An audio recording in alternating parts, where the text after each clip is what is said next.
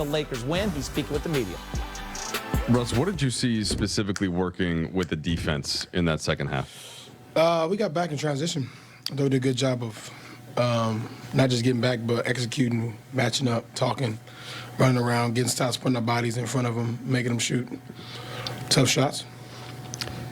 Did you see something specifically with Dwight, who played for almost that second half, and the way that he was guarding screen roll coverages that might have initiated some of that? Yeah, man, he did a hell of a job of just using his size, using his voice, talking, which was big for us. As you've seen, it was big for him, too. Kept him active, did a hell of a job. Russ, AD mentioned the halftime discussion, and Frank felt like it was something he said sometimes a coach needs to do. What resonated from that moment with you personally, and how do you think it affected the team?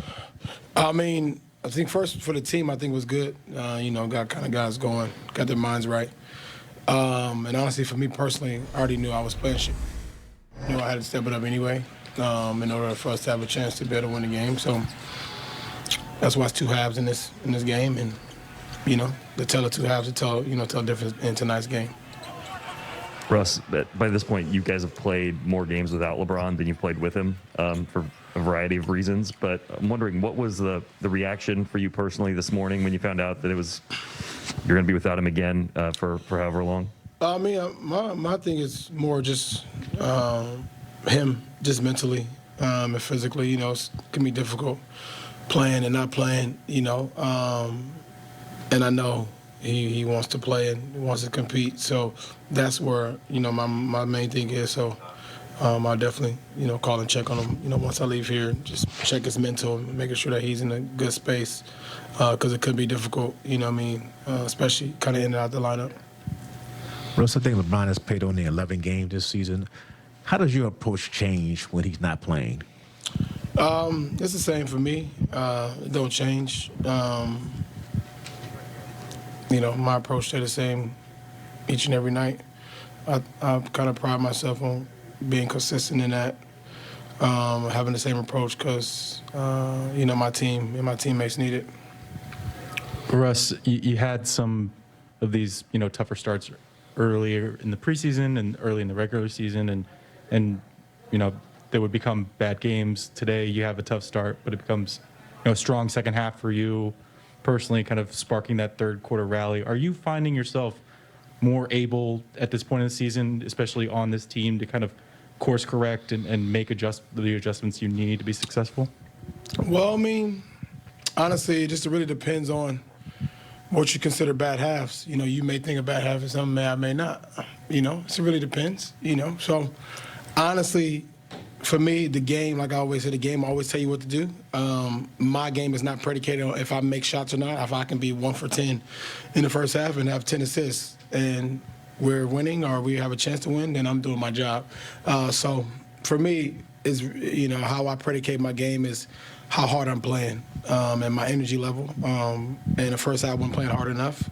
So that, to me, I was playing a bad game. I don't predicate my game on made shots, turnovers, whatever, rebounds, whatever that may be. My ability and my talent and my God's gift is to be able to have an engine that keeps going and going and going. And when I'm not doing that, then I know that I'm not, putting my best effort, my best foot on the floor. Getting back in transition, building a defensive presence. We know it was tough. It was tough for them to score on us in the half court. A lot of their stuff came in transition, cross match, guys leaving guys open, fouling, things like that. So halftime, we had a conversation about the team that we want to be. We got to buckle down on the defensive end, and we're able to do that. Holding 15 and 18. Just great defensive quarters, great defensive dominance, and that's the way we got to start the games, though. We start the games with that defensive presence. We could be a very good team. Dwight played almost that entire second half. You and he go back now with some experience. I just wondered how that helped and if you guys together did anything there. Huge minutes. DH came in and it was a game changer. Not going to show in the stat sheet, but what he was able to do for us, offensive rebounds, protecting the rim, You know, it's setting screens for guys, like the little things, the intangibles was huge for us. And, you know, he's a professional. You know, to come and play in the game, play 35 minutes, don't play the game before, you know, in and out of rotation, but to stay ready, him and Doe, to stay ready and come in and change the game, you know, it was great for us. AD, what was your personal reaction, and what can you tell us about the team reaction to the LeBron news? And then also, did his absence come up in this halftime conversation you mentioned to us? It was something that was unexpected, for sure.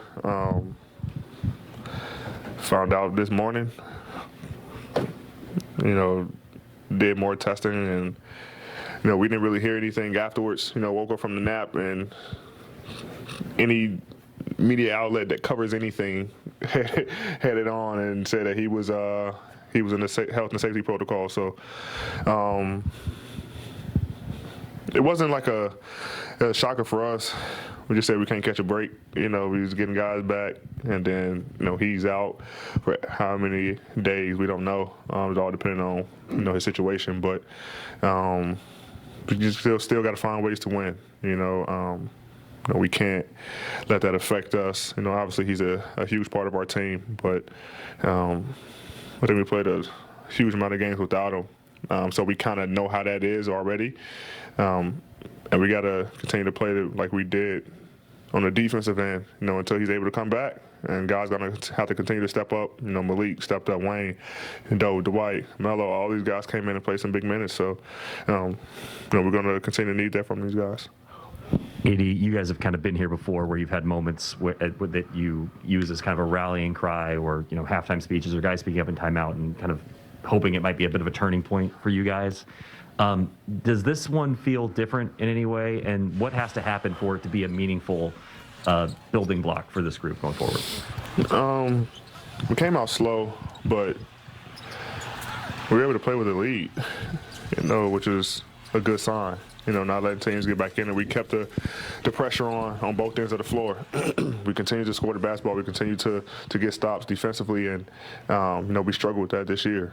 And so that was a good sign for us. But like I said, we shouldn't need those powwows at halftime or in timeouts. You know, we should be able to, you know, we got a veteran group. We should be able to come out with that type of energy. Now, I know you're going to have slow starts and things like that.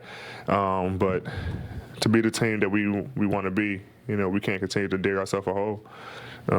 So if we come out the first half, you know, the next games, especially the next game against the Clippers, the way we came out in the second half, and games going forward, then we should be in a pretty good place. Hey, I think LeBron has played in 11 of the games so far. When he doesn't play, how does your mindset change? What's your approach when he's not in the games? Be a little bit more aggressive. I know the team leans on me a lot to be aggressive, you know, when he's in and when he's out. But especially when he's out, you know, and I saw that, you know, last game, they go off my energy, you know, guys on both ends of the floor, you know, guys look towards me to set the tone. I try to do the same thing tonight, set the tone early on both ends of the ball, and guys followed.